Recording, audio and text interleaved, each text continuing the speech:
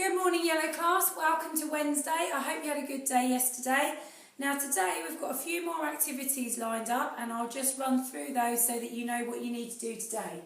So let's have a look. So phonics, we're still thinking about that ul sound at the end of words, and today you have got a set of pairs and we're looking at the al at the end of words. So sometimes when you say those words like mammal and petal and total, that ul at the end, you've got an al making that sound at the end. So you've got a pairs going to play. We're going to have a go at writing a few words down. Think about the sounds that you can hear. So you might want to go and get your red book and a pencil or even just a scrap of paper so you can have a go at writing them down. So you might want to pause whilst you go and do that. Right, now welcome back. Let's have a little look. Let's have a go at writing some words with that al on them. Let me just go on to the next page so that you don't cheat. Not that you would. Right, first word. Let's have a go. Metal. Think about the sounds. Think about that ul at the end. Metal. Next word, pedal, as in to pedal a bicycle. Pedal.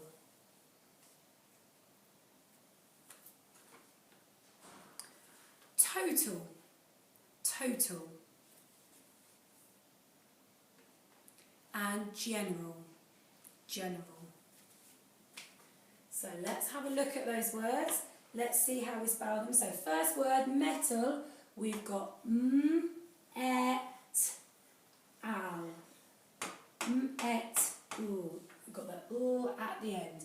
Then we had pedal, d, ul, Then we had total,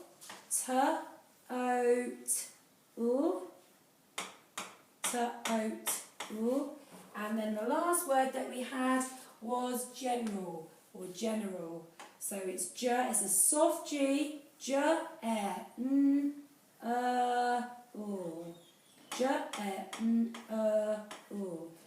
So looking at words with that al spelling at the end. So have a go at playing the pairs and have a go at writing some of those words. Guided reading today. Now, I need to apologise to somebody. I never found whose pack it was, but somebody doesn't have one of these stickers. They got two of yesterday's stickers, so I'm really sorry to the person who didn't get this sticker. If you didn't get it, don't worry, just write the date at the top, or you can just write the question out if you want to, or get your mum or dad to.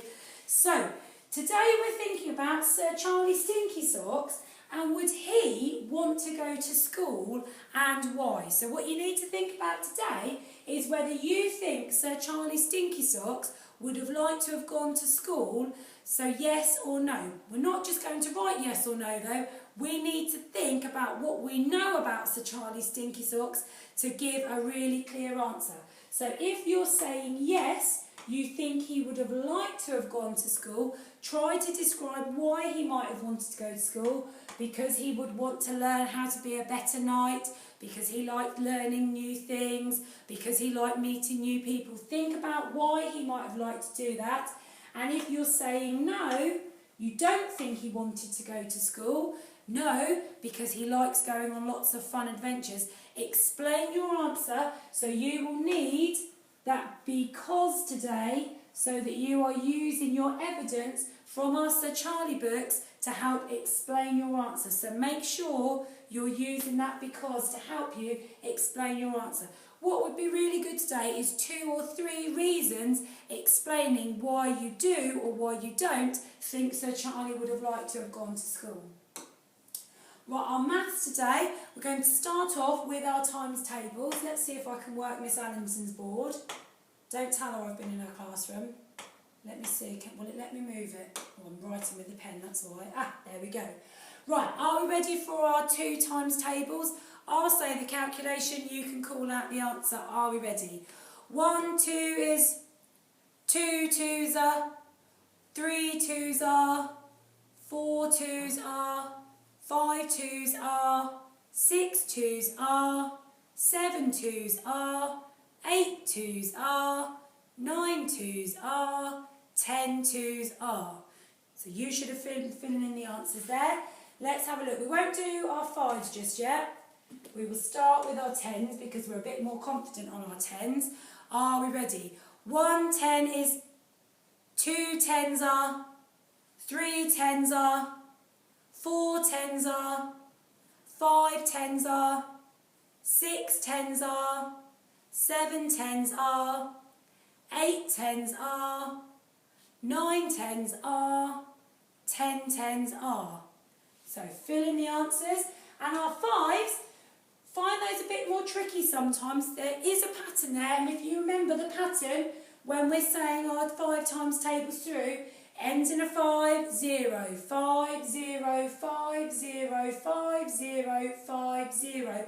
That pattern follows through, and if you remember, when we looked at our 5 times tables, we noticed that when we multiplied by an odd number, that was when our multiple of 5 ended in a 5, and if it was an even number, that's when it ended in a 0. Are we ready? 1 5 is, 2 5s are, 3 5s are, 4 5s are, 5 5s are, 6 5s are, 7 5s are, 8 5s are, 9 5s are, 10 5s are. So, join in with those, practice them, try to do them without looking as well. I'll let you look then, we'll maybe do them another day without looking. Carrying on with our addition today, see how far you've got. So Monday, we weren't crossing the 10s boundary, so when we added our 1s together, it was still within the same 10s. Yesterday, we looked at some numbers where we did start to cross over into the next 10s boundary. Today, you can carry on, so you can have a go at doing some where you're not crossing the 10s, see how quick and accurate you can be. So have a go at doing some where you are crossing the 10s boundary. Have a think about how you want to do it. Again, it's the most efficient method for you, which gets you the right answer. Have a think. You might be drawing your deans out. You might be using a number line, counting in 10s, counting in a group of 10s. And again, with your 1s, are you counting all along in 1s? Or can you split your 1s? Think about how you compare them up to round you up to the next 10 to then take you over into the next number. You might partition your numbers, so you add the 10s together, you add the units together, and then you recombine your answer at the end. Have a think about what you're doing. It doesn't matter which way you do it, as long as your calculation, your method rather, is effective for you to get the right answer. So again, thinking today about the story of Greedy Fox. Have a look through, watch that video and retell the narrative with me. You're not writing the whole story, you're just retelling it by using the video with the actions and making sure that you're becoming familiar with that story. Now today, you've got to imagine you are either the baker, the butcher or the candlestick maker. You've got to be one of those characters and you are writing a letter to Mr. Fox. Now you have to decide how you are feeling in that letter. Okay, so when you're writing to him, you might be feeling angry because Mr. Fox came into your shop, he told you what to do in your shop, and then when he left, because something that he brought in had disappeared or got eaten, he took something of yours to replace it. You might be angry. You might be feeling a bit worried because this character might be coming back and he might terrorise you or upset you again. Have a think about how you're feeling and what you would like to say to him in a letter. Okay, so today I'd like you to have a go at writing a letter. You can cut the header out and stick that into your writing book if you would like so that you can see it. Sorry, I've clicked on the wrong thing there. So when you're writing a letter, usually we would put the address at the top. You don't have to put the whole address. You might just want to put the date. Sometimes we do just put the date. So if you remember at the top here, so today is the 22nd of April. Okay, so we do put something at the top. When we start a letter, we would write who it's to. Now, Are we going to say, dear Mr. Fox? I don't know that we feel that way about him. We might just say, to Mr. Fox. So you would start your letter by introducing who the letter's to. So you would start that at the top. Now, you need to explain, if you think about your letter and how you're going to organise it, you need to think of starting off, you have to explain why you are writing. So first of all, you would be explaining to Mr. Fox in just 1 or 2 sentences why you're writing.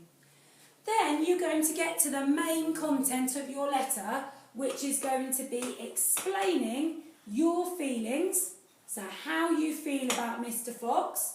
You might want to also explain to him not only your feelings, you might have some questions that you want to ask him about what he did and why he did them. And remember, if it's a question, not only have we got a capital letter at the beginning, we need to remember that question mark at the end.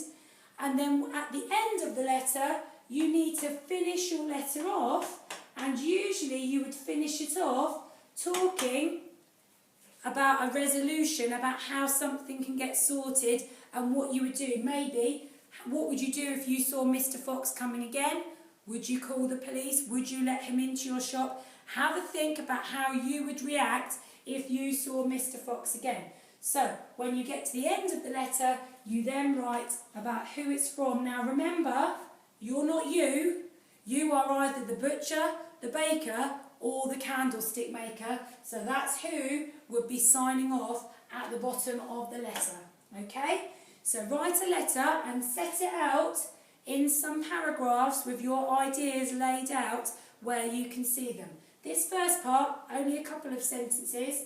This is the bit that's the main chunk of your letter, and then your end is only again maybe 1 or 2 sentences, and then you write who it's from at the end. So, that's our writing. I keep clicking on the wrong one. I blame Miss Allinson's board.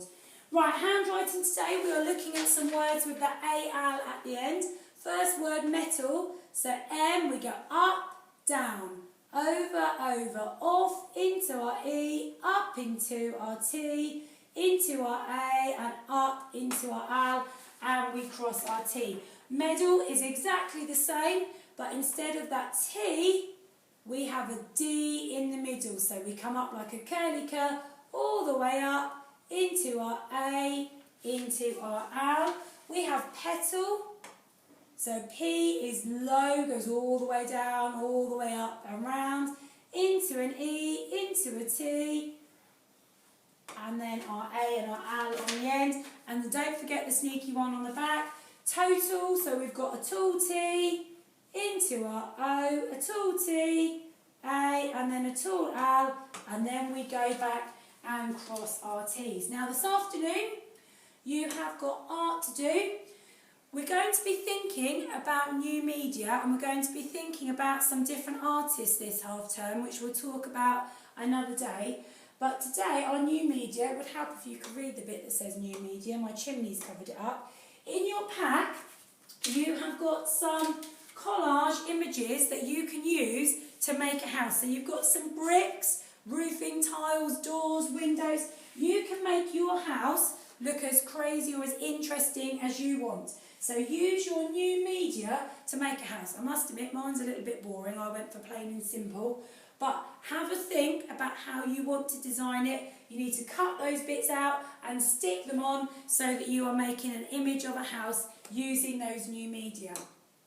Now, again, get physical. You know, every day I keep nagging you about this.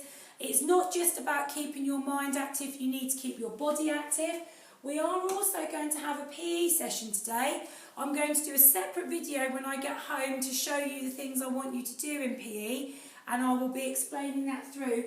I am going to hopefully try to see if I can get Zoom to work so that we can maybe do an interactive PE lesson where you can all join me at one time to have a go through that.